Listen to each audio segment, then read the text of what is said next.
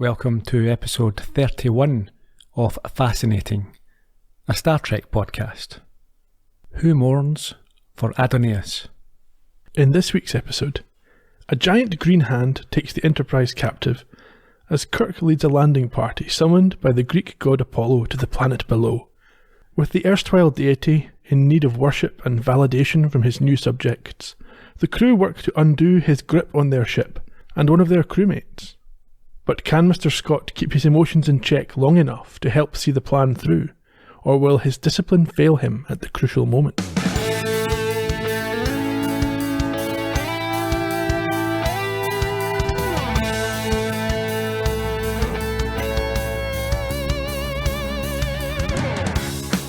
Besides, you stiff-necked thistlehead, you could have gotten yourself killed. Evening, Ian. Good evening, Gerry. How are you today? Stiff-necked. As always, me too. Thistle-headed. Well, not as much as you are. That's just the wind. Yeah. Is that a little bit of casual racism? Yeah, it's hate speech, I would say. Okay. I've got a feeling there'll be more hate speech this evening. Certainly hate-laced speech. Yeah, you're not a fan? It's a terrible episode. Utter garbage. Ooh, strong words. From beginning to end, there's no part of this episode that I enjoyed. That's good. Okay. What about you? Yeah, I didn't enjoy it, but I don't think I'm quite as passionate in terms of my displeasure as you are. Okay. Although maybe my ire will rise as we get through the podcast. When we get into the details and you realise just how bad it is. I mean, from my point of view, the concept itself is, I mean, at a high level, you could do something with, maybe the gods were travellers from another planet, but it's done lazily in this case. It's executed poorly, and it's by far the worst episode to date. See what you think, Ian. Don't hold back. Okay. I thought it was quite a pretentious episode. Yeah, I didn't like anything about it. And why was it not called Who Mourns for Apollo? Oh, well, Apollo's alive. Why would you mourn for him? Is he alive? I don't know. That's the thing. I don't know who's alive and who's dead here and where they're meant to be and who they are. I mean, you'll obviously know that the title's taken from Shelley. Yeah, of course. From his elegy for John Keats. It's some of my favourite Shelley work, yeah. Yeah. That's why I think it's pretentious as well. They're trying to... They've obviously had this idea, which is not a terrible idea, about the gods, of the Greek gods being real and travellers in space.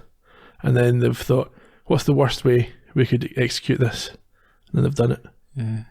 And also, until the last 5 minutes, I was calling it Who Mourns for Adonais. Adonais. It's based on the physique of Apollo in this episode. Well, I think we should just get to it then, get down to it. Sure. Let's crack on. It's a fairly familiar start as they carry out a routine planetary survey. Yeah, before they start, it's worth mentioning that there was nothing in last week's episode to suggest that Chekhov would become a recurring character. We've seen navigators and yeomen just pop in for one episode and disappear, so I'm not sure if I didn't know who Chekhov was or hadn't heard of him, I would have expected him to return. No, you probably wouldn't. But he does, and Kyle is back in this episode as well. Yeah, I quite liked Chekhov this week. Kyle, not so much. No, he was terrible. Anyway, as you say, we're on the bridge where someone called Caroline, updates Kirk on the lack of life form on Polex 4 before Scotty sidles up and suggests that she join him for coffee. Very unprofessional. Now, this is just the start of...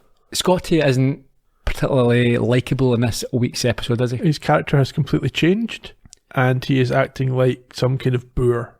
He is very boorish, which is again not like the character. It's not well written. It's some of the lines are so bad. It was terribly written, as you say, so out of character. You're thinking, is this someone who's come along, had never seen the show before, and picked up the writing credit this week? Yeah, and who has no concept of social norms. No.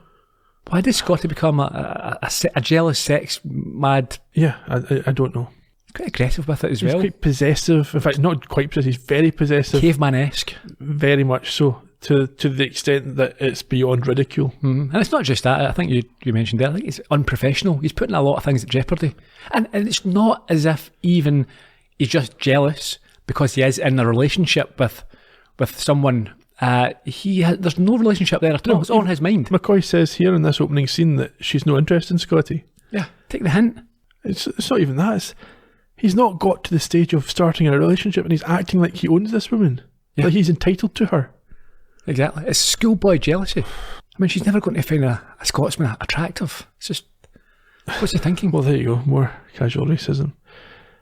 Anyway, McCoy, not content with... McCoy's not so bad, but he's about to become worse because he says that one day she'll marry and leave the service. What's that all about? We are expected to believe this is in... What, 23rd century. Okay. Women only work till they're ready to have kids. Yeah. But no, it's not even consistent. A hooer is here, working. Yeah, and she's older than Carolyn. Yeah. I mean, and more attractive than Carolyn. Well, each to their own. But sure, whatever, yeah. But yeah, it's a complete... It is. I'm getting angrier here, Ian. You're right. That's it. It's badly written. It's badly conceived. Badly executed. We'll carry on. Yeah, even this throwaway joke about Kirk losing an officer because she's going to have a husband.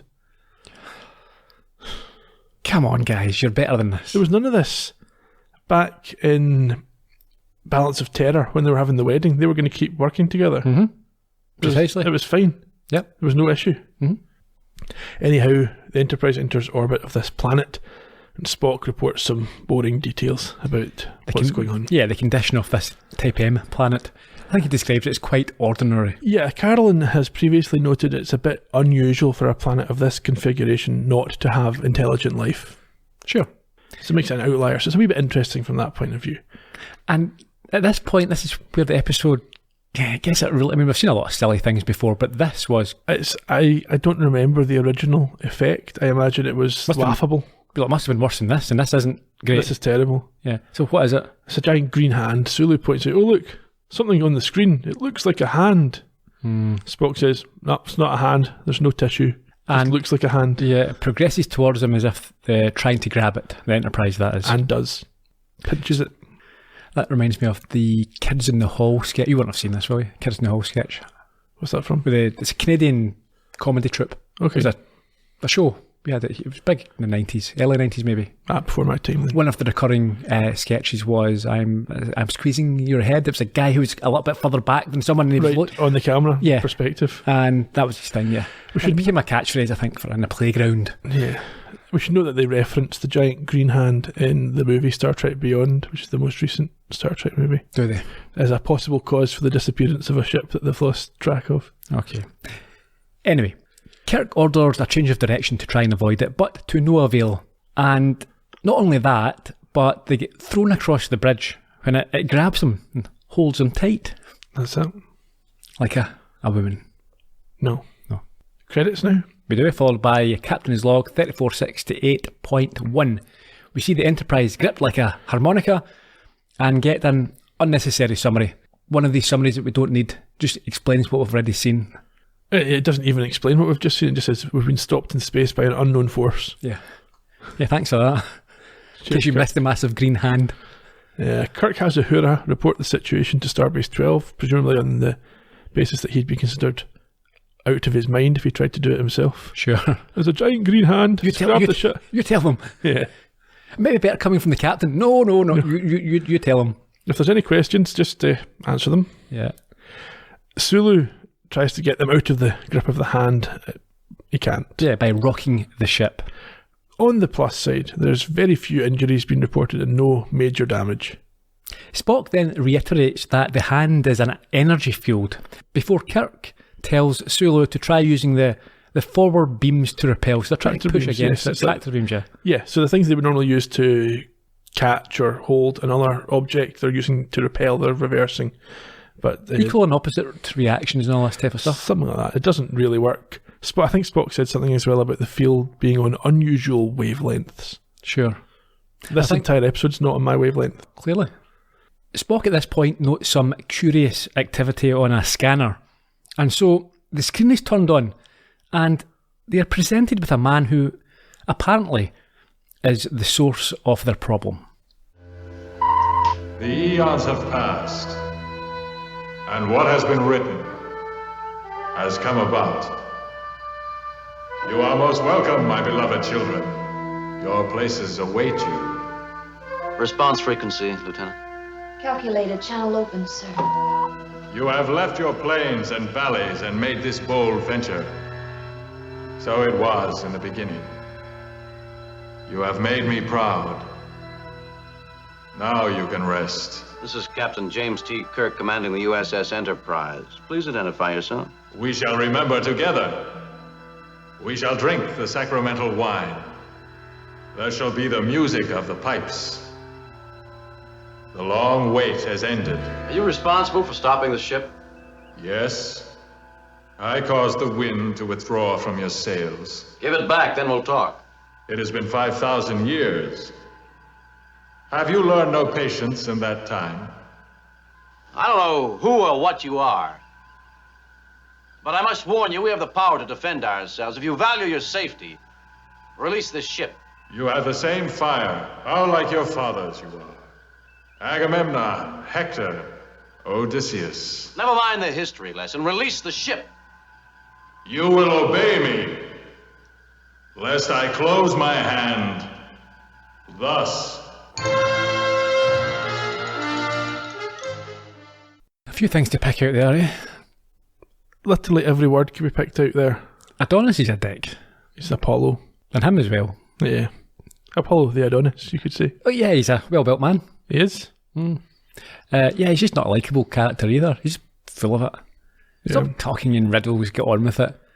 And Kirk shouldn't be taking this aggressive attitude either. Oh, we've got power, we can do this and do that. He should have learnt his lesson before, that there are things in the universe that can swat them aside if they feel like it, whether physically or through or their mental prowess. If we're going to go through the motions of taking this seriously for a minute, Apollo obviously initially expects to be received rapturously by joyous humans who have rediscovered him at last, having travelled across the stars to find him. He thinks their world revolves around him, having been their god, and that they will now be delighted to have rediscovered him and willing to end their journey there and live out the rest of their lives on his paradise planet. Full of himself. Well, yes. But then he has reason to be with the way the humans treated him back in the day. I don't even believe that him applying that force. So at the end of the clip there, what he does is he squeezes the Enterprise, and inside they all feel this pressure. I don't think that's how it would work. I don't know, mind you. Well, maybe it's not just the physical squeeze of a hand. Maybe there is some other pressure being brought to bear. Okay. That's not the worst thing in this episode. No. Anyway, this forces Kirk to admit defeat and beg for him to stop. Yes, and Apollo at this point invites Kirk to bring his officers, but not the pointy-eared one who reminds him of Pan. Who's boring. Yes, irritating. That's fair enough. Yeah, this is where we learn it's not going to be a Spock episode. No. Spock says he's not insulted by this comparison because there would need to be an emotional reaction to be insulted, and he does not have that capability. Yeah, don't believe him. Well, I don't believe he's insulted. He's probably quite happy not to. Well, he may be scientifically curious. Yeah, I would think so. I think he'd want to be there, not left out. But at least there's not some moron left in charge of the Enterprise like usual. Down on the planet, Kirk is there with McCoy, Scotty, Carolyn and Chekhov. Sulu must be raging. He's the new guy and he's coming down. He's like, oh, can I not come in the mission? Nope. You're not an officer anymore, Sulu. You're staying up here. Yes, Carolyn asks why she's been brought along, and yeah, she looks a little nervous. McCoy explains that you're the new MacGyvers. We've brought you to fall in love with the bad guy. Yeah, well, precisely, yeah. No, he tells her, or reminds her, that she is an expert in anthropology and archaeology with knowledge of ancient civilizations and they're going to need help with this. I mean, she should know this. Like, why? You know what your job is. Yeah. Why do you think? Basically, what she said, you know your job? She's like, yeah. What? Yeah, that's what you're here. Do your job. Beside them is a Greek-style temple, and sitting in it is the man whose head we'd only previously seen. Yes, he says he is Apollo from Greek mythology, and Chekhov says, no, you're not. Well, he says, yeah, and I'm the Tsar of all Russia or something like that. Kirk agrees that this is no god. Yeah, although he's not a simple character, I think Kirk points out. He's obviously... There's something about him. Well, he's forced us down here after squeezing our ship. Yes. Yeah. I quite like this is... So I didn't really get the... Well, I suppose we got a taste of it last week. A flavour of Chekhov's character. He's quite impudent, I think. That's what I'm getting from him so far. He's a bit of cheek about him, which I like. A bit like Pan, you might say. No, Pan was boring. Okay. Chekhov is the opposite. Only in the view of the gods. Right? Now, Chekhov's He's more puckish, maybe. Yes. That spirit about him. Right. Apollo has cut off their communication with the ship and asks them to worship him. And Kirk declines. Yeah, let's not skip over the fact that he keeps up this nonsense. He's always talking in riddles and flowery language when it's not required. And then he mentions Carolyn's beauty and how him and Zeus and Artemis, etc., knew of Earth or were aware of it 5,000 years ago. After Kirk's decision not to worship him, he becomes very big. Yeah, it gets weirder. Engorges himself and says, "Welcome to Olympus," as if they're meant to be impressed. He wants them to be oppressed, actually. That's probably a Freudian slip there. Yeah, it took a turn there, didn't it? Were you expecting... Well, obviously you've seen it before, but I wasn't expecting him just to become massive. No. Honey, I blew up the deity. He's obviously looking for ways to impress them. It's like, you won't worship me like this. Look at my wonderful physique. What if it were 10 times bigger? Probably shouldn't mention Freudian slips and Greek gods. No. You go into Icarus and people like that, and it's a bit dodgy. Let's move away from that. Back to the bridge. No, Icarus is... You're thinking of... I'm thinking of the one who What, was his mother? attracted to his mother. Yeah, it's not Icarus. I don't care anymore. Icarus is the one that flew to the... Yeah, he flew sun. up to the sun and his wings melted and he fell in the sea. Who's the one that loved his mother? Oedipus. That's the one. Yeah. I'm glad that I don't know, to be honest.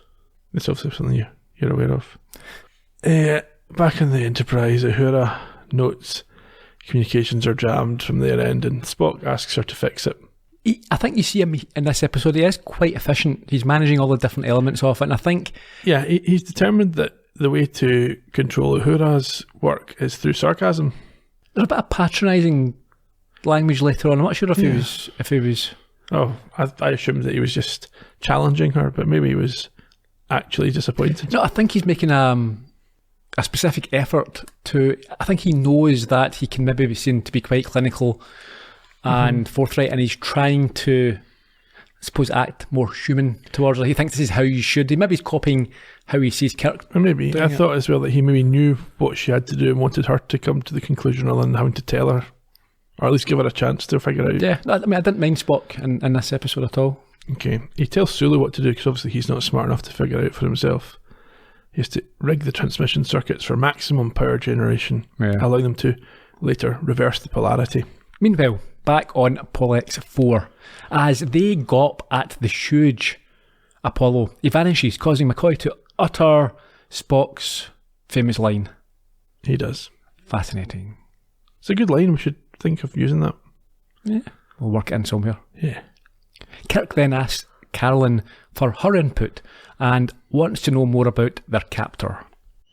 Apollo, a twin brother of Artemis, son of the god Zeus, and Leto, a mortal. He was the god of light and purity.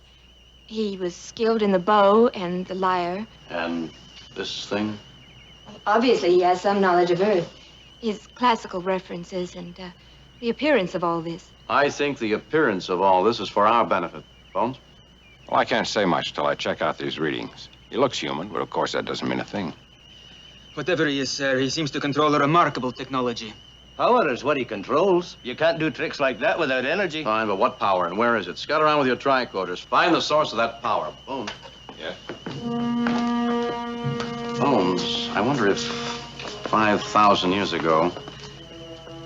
You have a theory? I have an idea. What if he is really Apollo? What? Captain? Carolyn's shout there is because Apollo has reappeared on his throne, offering life in paradise in exchange for loyalty, tribute, and worship. Yeah. Kirk tries to be pragmatic and says that they'll talk, but they don't bow down to every creature who dazzles them. That's certainly true. Yeah, and nor should they. Kirk makes reference to his people on the Enterprise, and Apollo corrects him. They are now his people, and he will and can do with them what he wishes. That's not going to endear him to Kirk. No. Carolyn then asks the obvious. Why? What's this all about? It makes no sense. What you about? Yeah. But instead of answering her, and he does this several times, he just ignores him, which sometimes can be I quite like. Yeah, he says something about her being beautiful. Yeah, he compares her to Aphrodite and Athena. This presses all of the new Scotty's buttons. Yeah. He goes absolutely berserk. Well, yeah, but he also says that she seems wise for a woman. Scotty's furious about this. Yeah. Draws his phaser. How dare you show interest in the woman that I have claimed? This, again, is terrible. So, he's quite entitled, I suppose, to have these emotions himself, okay, jealousy, but you keep them under wrap. And if you must, you can perhaps say something, or, okay, Apollo, son, that's enough. Keep down, keep it calm. But you don't attack someone because they are daring to compliment your bird, or it's not even your bird. The bird you fancy. Yeah. And even if you took that out of it, if you say Scotty's just trying to protect her as a vulnerable member of the crew. Yeah, but he's not. Well, he's not, but even if he were, that would be also inappropriate because she's more than capable of speaking for herself. Yeah, and being attacked with, like someone even insulting another member of the crew doesn't warrant being attacked with a phaser. No. Fortunately, Apollo is able to deal with Scotty quite easily and brushes him aside. Yeah, there's a few times he gets planked on his backside. I think it's about 3 times. Yeah, there are a couple that are quite nice. I think one with the magic finger. Yes, they actually used a harness on one of them to haul somebody across. Yeah, in fairness, I did think it was a decent effect. All this outdoor stuff was filmed indoors. Was it? Yeah. Well, it wasn't. They didn't fly over to Greece? No, not on this occasion. Okay. Not like that time that Columbo flew to London. Yeah. No, he really did, yeah. With the rest of the cast not allowed to travel to London. No. Legally. Hide white. Yes. For example, for tax purposes. Yeah. Yeah. Anyhow, Apollo has not only destroyed Scotty's phaser at this point, he's also mangled the rest of them. And then we get a flashback to shore leave when there's a change of outfit presented. You remember that time when McCoy and the yeoman? Yeah, she's now wearing something more revealing, although she is delighted with it and happily takes his hand to walk off with him. This is more like bad writing or character. It's just, why would she be... It's not only bad writing, it's a poor rip-off of Space Seed. Yeah. He's also fixed her hair. Did he, yeah. And put it up. Because all women look better. It's the same as Khan did, remember, with MacGyver's lifted their hair up. Yeah, creepy. Literally, beat for beat, stolen from that episode. The jealous Scotty tries to prevent this, them walking away, but is again swatted to the ground before he warns that they will all learn discipline. Apollo warns this, yes. Yeah. Carolyn says she's happy to go, and Kirk allows this. Yeah, see, she misses the point here. It's not your choice, Carolyn. You're a member of the team. It's up to Kirk to decide if that's the strategy. Yeah. It's like, no, it's cool, I'll go. No, not your decision here. And unless you want to resign and live with him, that's fine. But you're at work. Yes. Anyhow, once she's away, McCoy expresses concern at that decision, and Kirk points out there wasn't really very much he was going to be able to do about it. No. Did you also hear that Apollo state that she was very fit? Did he? Yeah. I think it was also meant in a different sort of context, but yeah. Scotty wakes up and recalls that he owns Carolyn. Yeah, he's very agitated. And this is where we hear the anti-Scottish slur from the start of the episode. But no, before we get there, okay, let's slow it down a little bit. Okay, so chronologically, okay. Yeah, so he wakes up and immediately gets agitated about Carolyn, resulting in Kirk wrongly stating that she's doing her job because, as I mentioned there, she made that decision on her own. He's assuming that she's doing her job, but we find out she wasn't. No, she isn't. Kirk then gives Scotty more of an earful, tells him he should be doing his job. Quite right. And orders him explicitly not to act against Apollo again. Yes. He says that he has to help find the source of the power. This reminded me of Squire of Gothos. Sure. We then get the slur, the hate speech from the start of the episode, and Scotty goes off to look for this power source with Chekhov, I think. Yes. And as he does, McCoy remarks that the engineer doesn't believe in gods, to which Kirk sharply responds that Apollo is no god. I think we've said that already. He's mentioned it a couple of times.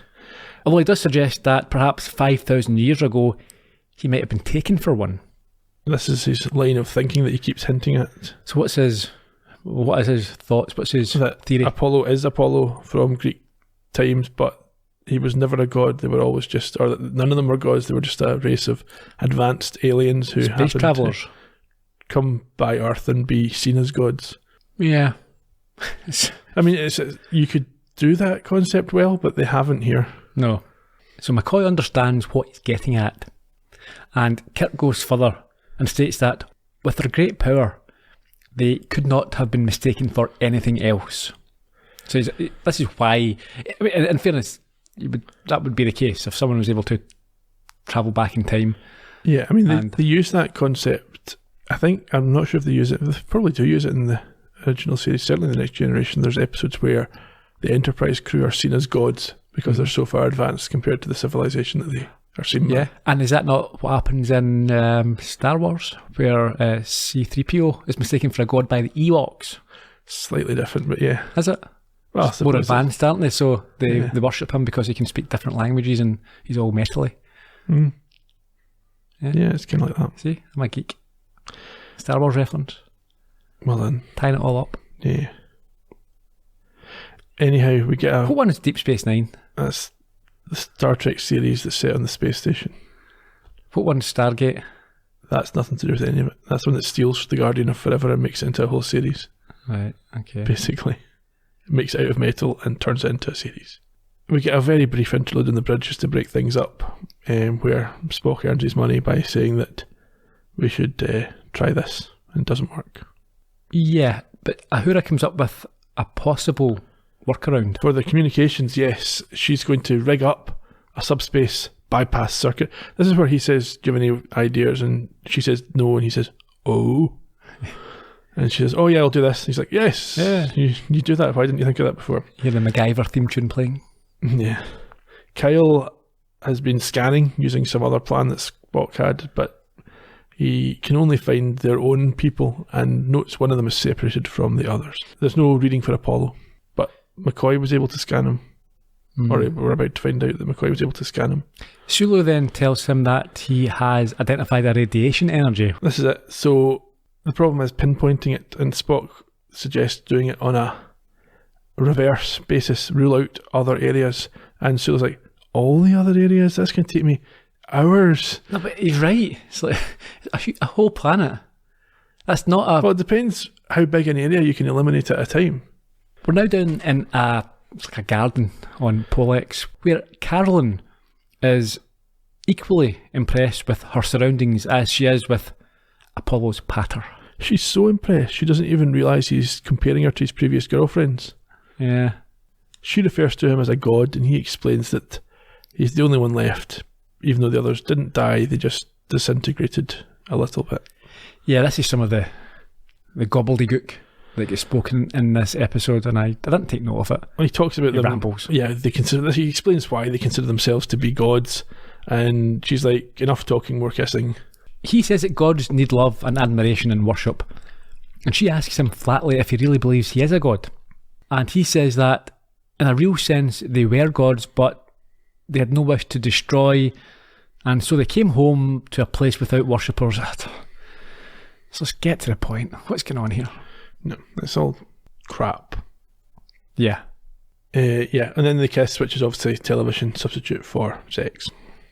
Is it? Yeah. Okay. In the temple, or at the temple. Yeah, we catch up with the guys who are sitting brainstorming ideas about identifying the power source. There is a repeated occurrence of registrations, a regular pulsating pattern of radiated energy. Unquestionably, an immensely powerful field of energy is being generated around here somewhere. But we're just having difficulty focusing on it. Apollo has no difficulty focusing. He taps that energy, Mr. Scott. Sir, some creatures can generate and control energy with no harm to themselves. The electric eel on Earth, the giant dry worm of Antos 4, the fluffy... Not the whole encyclopedia, Chekhov. The captain requires complete information. Spock's contaminating this boy, Jim. Are you suggesting that he, Apollo, taps a flow of energy and channels it through his body? That would seem most likely, sir. Mr. Chekhov, I think you've earned your pay for the week. But where is the source of that power? Number one on our list of things to do. Is that all you have to offer? Yes, except my estimation for his physical condition. In spite of Apollo's bag of tricks, he comes up essentially normal with just a few variations. However, There's an extra organ in his chest that I can't even make a guess about. Bones, is it possible? Jim.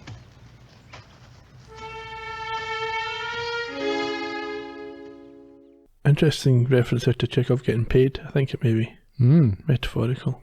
Yeah. What do you think about Apollo's extra organ? Well, they had to, I think, specifically mention that it was in his chest, or else we might have had, or I would have had, other assumptions. You're thinking of the Klingons.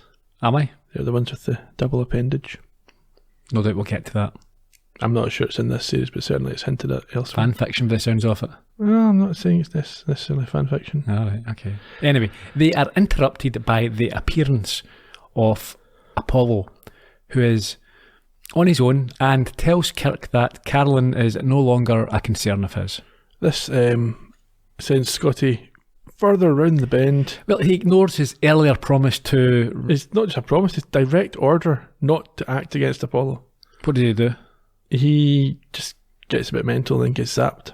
Well, he picks up an ornament, I think. A vase of some kind, Yeah. yes. And this is the part I liked. He gets blasted across the ground.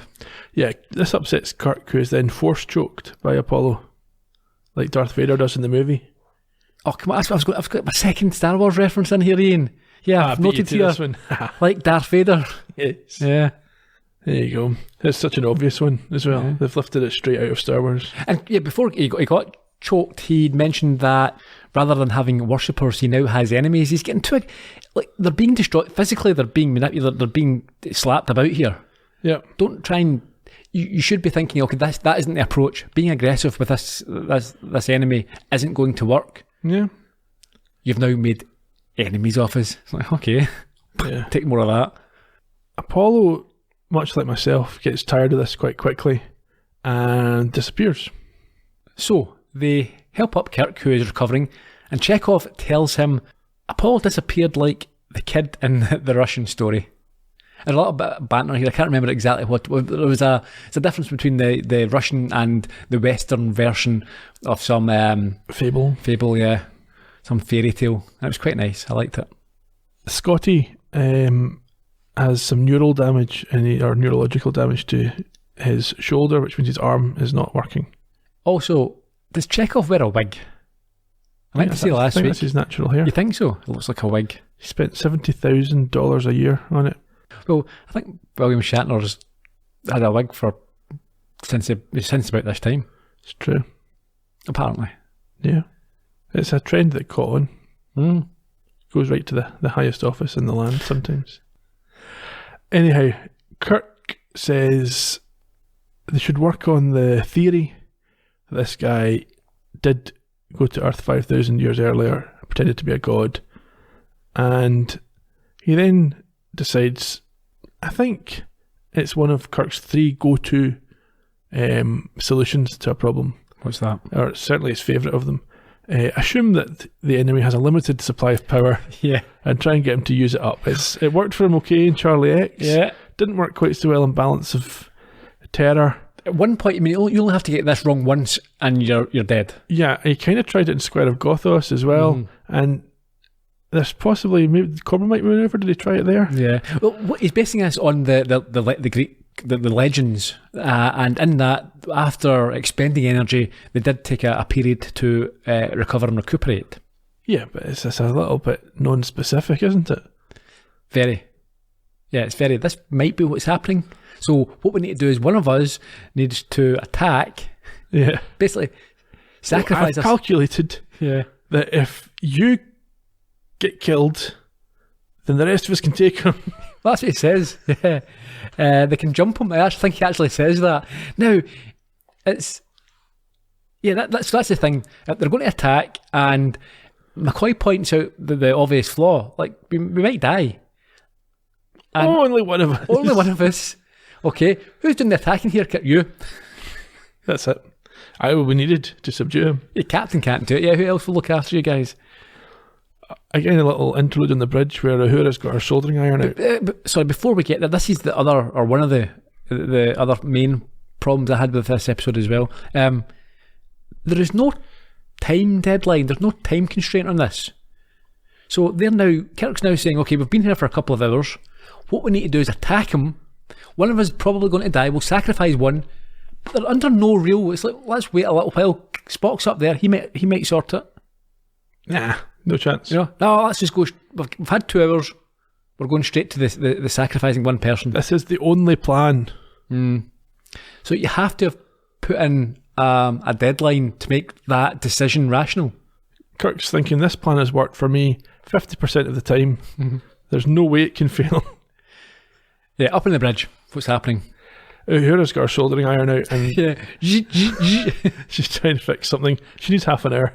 Yeah, or else the entire system could blow. Spock's saying, come on, look, I've not done this for ages. Spock should be reminded of Balance of Terror Yes. when he was doing the exact same thing. Exactly. But then he was a Romulan agent at that time, as we know. Sulu, Oh, sorry, but she does seem surprised that he praises her. She says that she is the best person for the job. So that's what I'm saying. I think that when he tried to put a bit of pressure and she pushed back, saying, listen, I've not done this, give me a... yeah. He realised and thought, okay, how would Kirk react to this? Okay, I've got my trust in you, you're the best person. So I think it's a bit of character development there. yeah. I mean, it's a little bit obvious, but at least he's trying. Sure. Sulu is still working on his original orders to chart the planet painstakingly to eliminate places where there is no energy source. He's done sector 1 to 25, and he's told to continue then. So 26 to 50 now. Yep, keep going. There's 8,000 sectors. Spock thinks that they have a way to punch some holes in this energy field shaped like a hand that is gripping the Enterprise. Yeah. Yeah, You get the pun there? Punch holes in the hand. I just ignored it. Once they've worked some holes, maybe between 2 of the fingers, they can shoot into the gap. And also, Uhura might be able to broadcast through these gaps as well. What he's trying to do is get the hand to do that Vulcan hand gesture, and he's going to ping it through the hole. Anyway, he wants the crew to work on targeted areas now and focus their efforts. Down at the temple, Apollo and Carolyn materialise, and he immediately goes off, and he immediately goes on the offensive by claiming he knows they're trying to escape and that he knows everything about their kind. Kirk explains that humans have come a long way in the last 5,000 years and are happy enough with just the one god. He doesn't specify which god. I'm going to assume it's Allah. Hanuman. Okay. Whatever one, yeah. Apollo is unhappy as the landing party decide to basically employ a strategy of winding him up. They turn their back on him and laugh at everything he says, including his request that they gather laurel leaves for him. Which will become important. At least get mentioned again. Yeah. He's so angry that he raises his hand to strike down or smite them, the great smiter. However, Carolyn makes a mess of this here. She talks him down, yeah. She calms him. Yeah, she stands in front of Kirk and begs that he doesn't hurt them. And this softens him, and he agrees for her sake, on this occasion, that he won't kill them. Kirk's like, Carolyn, come on! No! Lieutenant, stop it! Ah! But he does order them to make plans to bring the rest of the crew down to the planet with tools to build homes. He then leaves with Carolyn, and Kirk notes that they were doing fine until she ruined it. It wasn't for these pesky kids. Yeah. His next and only remaining idea, after 5 whole minutes of thinking about it, is going to depend on her loyalty. Or lack thereof. Over at the water, Apollo gives a speech about Carolyn's new status as sort of demigod, or mother of demigods. Well, yeah, the mother of a new race of gods that will be revered by all men. To be fair, it's quite the offer, isn't it? But he's perhaps coming off a bit strong. Yeah, I think they've just met.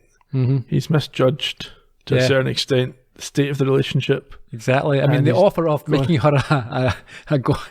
It's like those guys that go on their first Tinder date and say, "Oh, our kids are going to hang on a minute, son." Back, yeah. Literally just wanted to have a couple of drinks and see where that took us. Yeah.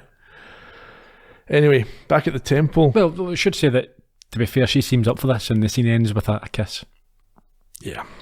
Kirk is there at the temple trying to contact the Enterprise futilely when Carolyn returns alone. And this is where we get the bit you were talking about. Scotty, obviously hot under the collar, starts, having to be pulled back by the shoulders and stuff. He's like, oh, let me at her, I'm going to express my emotions. Kurt stops Chekhov from going to speak to her because he's only 22. It's a man's job. He can't handle a full-grown woman at 22. So Kirk is going to deal with it. Yeah, I quite like that as well. She has a vacant look in her eyes and says that she has a message for Kirk. And so he takes her to the side and listens to what she has to say. Well? He wants us to live in peace. He wants to provide for us. He'll give us everything we ever wanted. And he can do it, too. All right, Lieutenant, you can come down from Mount Olympus now. You've got work to do. I don't understand. He thrives on love, worship, attention.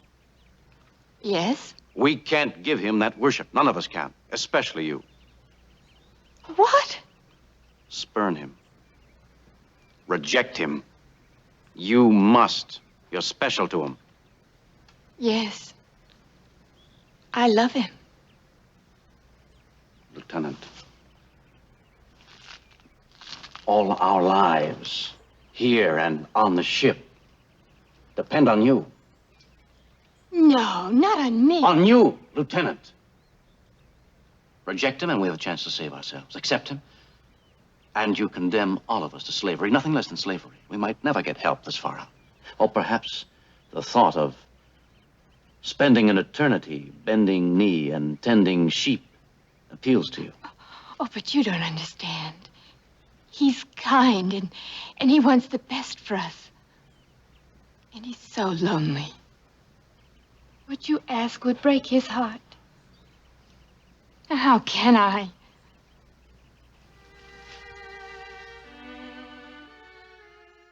Kirk tells her she has her orders and her duty. I'm not sure that tending sheep is slavery. No.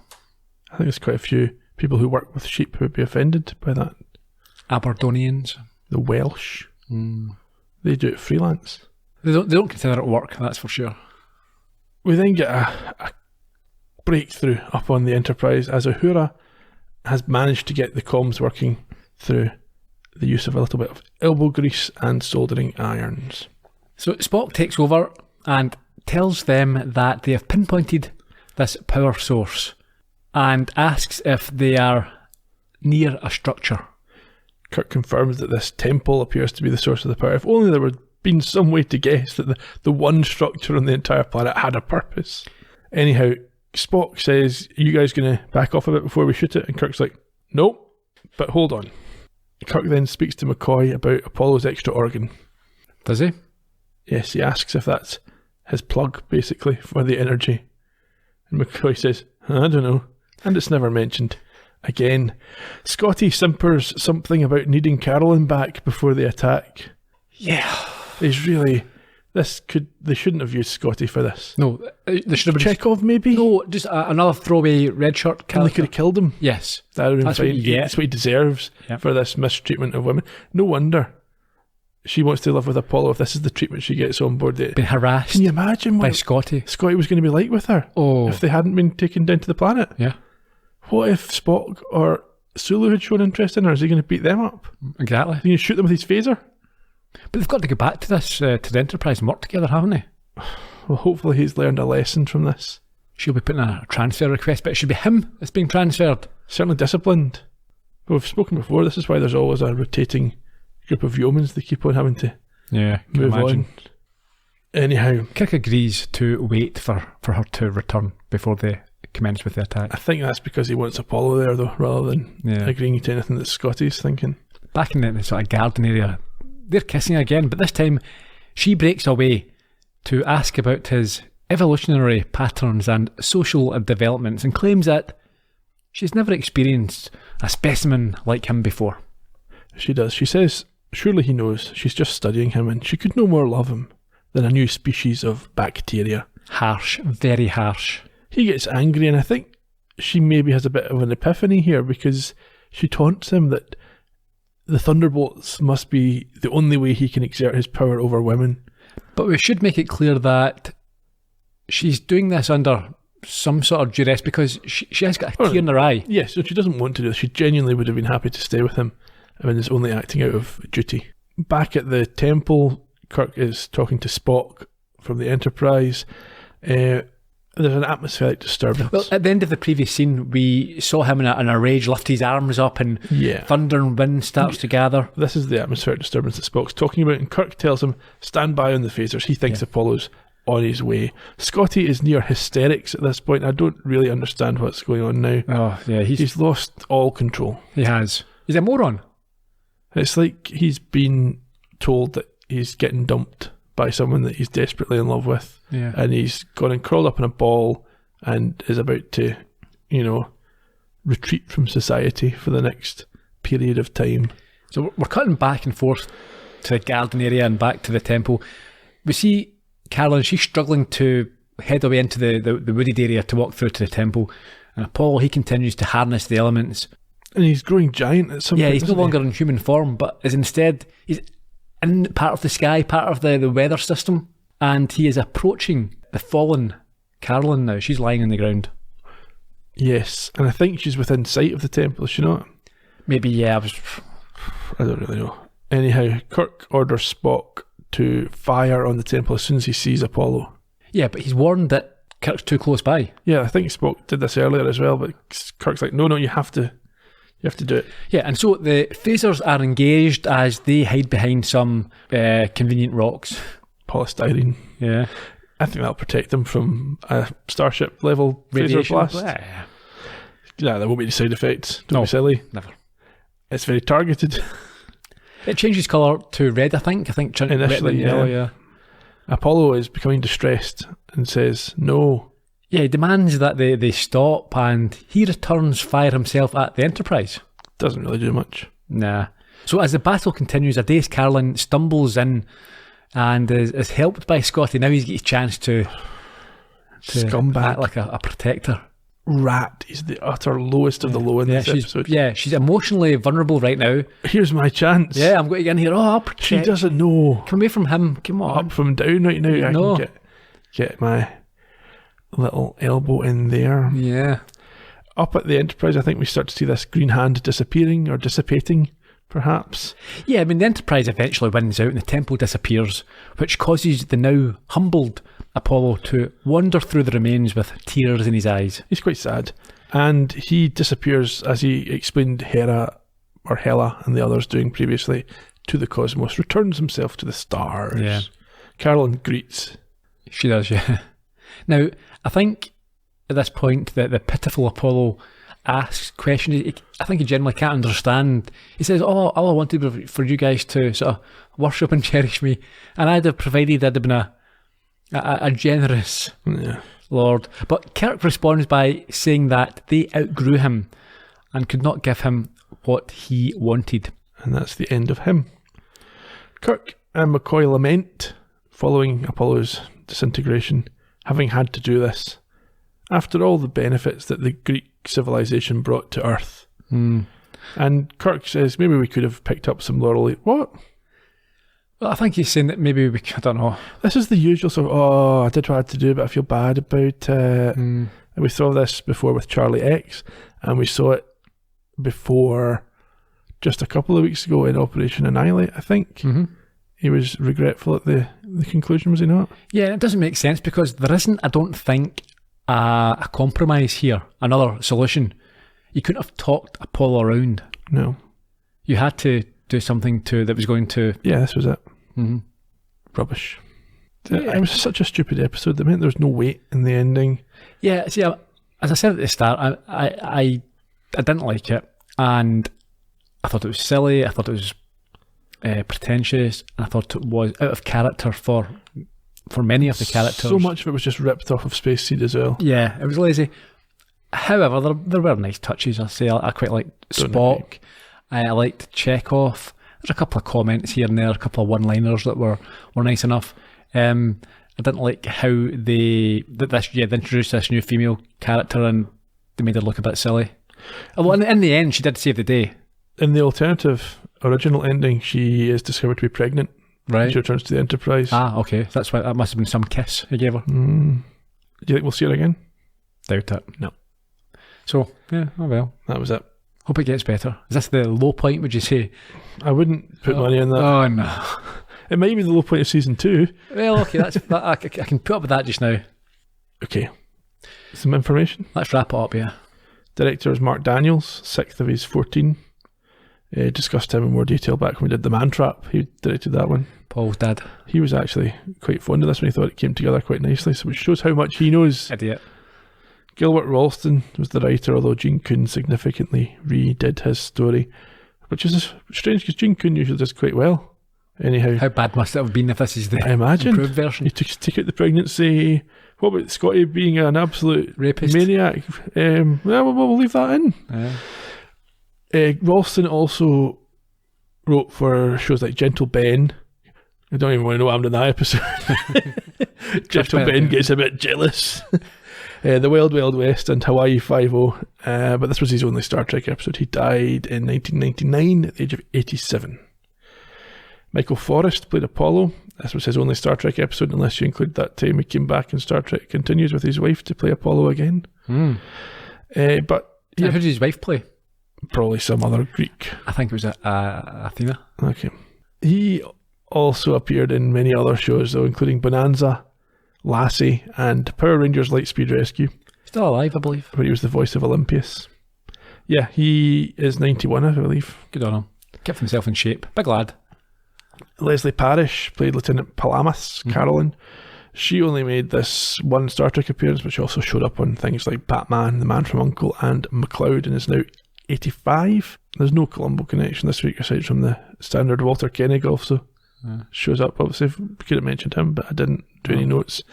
Kirk, Spock, standard. We've already discussed the title. Comes from a Shelley work, which was called Adonais, an elegy on the death of John Keats, which was an elegy he wrote following the death of John Keats. Other than that, what's your favourite Shelley? No, this is the only one that I like. This and Frankenstein. Right, okay. Sulu and Chekhov seen together again, making a mockery of my earlier suggestion that they're rarely in the same episode. You tell, like at the start of this, you said you were the world's leading. No. You said expert on an entire civilization of people who are more well versed in Star Trek than I am, and they're all furious at me. Off mic, you always tell me you know more than them. Well, that's off mic. Okay. John Voight was considered for the role of Apollo. Yeah, at the time. He's busy on another project, so obviously they didn't care that much about it. Original idea was for Apollo to have an English accent. Don't see how that would have made sense. There's apparently, and I haven't checked the veracity of this, no shots of Kirk and Apollo together in this episode, which Michael Forrest believed was William Shatner's insistence because he was so much taller than him. What, Shatner was about 5'7" and the Apollo was about 6'4"? Something like that. Yeah, I can believe that. He was made to take his shirt off before he even auditioned to see if he had the right physique for the part, and he apparently hated his costume and did silly dances in between every take, which are seen in outtake footage. Cool. Not very professional, but neither were the people actually in the episode. In terms of international titles, French went with Pauvre Apollon, which means poor Apollo. The Germans went with Der Tempel des Apollo. Der Tempel des Apollo, Temple of Apollo. The Japanese went for Kami Tono Tatakai, which means fight against the god. Right. That's it. Nothing particularly exciting this week. No. Well, let's wrap this thing up then. Okay, so what do you think we've got next week? No idea. Next week we've got The Changeling with Angelina Jolie. The John Voight connection. There you go. Okay, until then. Yeah, cheerio. Bye-bye.